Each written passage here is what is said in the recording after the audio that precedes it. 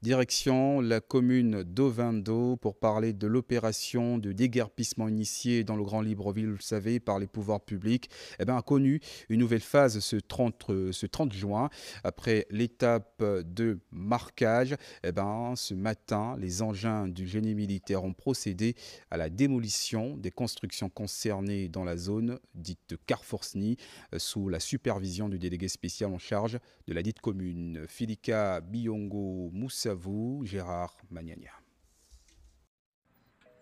Ils avaient 72 heures pour quitter les lieux. Ils ont finalement eu une semaine pour plier bagages sur ce site sécurisé dès 7 heures du matin par les forces de l'ordre. Aucune surprise donc ce lundi pour les riverains à la vue des engins du génie militaire, même si quelques-uns ont attendu jusqu'à la dernière minute. Depuis dimanche passé, quand on est venu nous avertir qu'on avait 72 heures pour libérer les lieux, nous on est parti bien avant, mais il y a d'autres qui étaient dans des situations encore plus compliquées que certains de nous. Le message, c'est juste un dédommagement, vu qu'il y a des gens qui ont investi là, qui ont passé toute leur vie ici. Et à ce propos d'ailleurs, la mairie d'Ovendo, parallèlement à cette opération de démolition, a initié un recensement pour faciliter l'évaluation des besoins en matière de suivi des populations, le moment venu.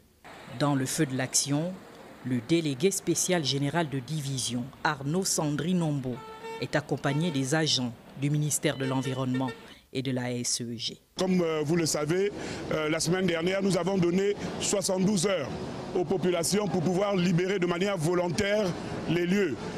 Les 72 heures ont été largement dépassées parce que le président de la République, chef d'État, chef du gouvernement, a bien voulu accorder un délai supplémentaire à ces populations.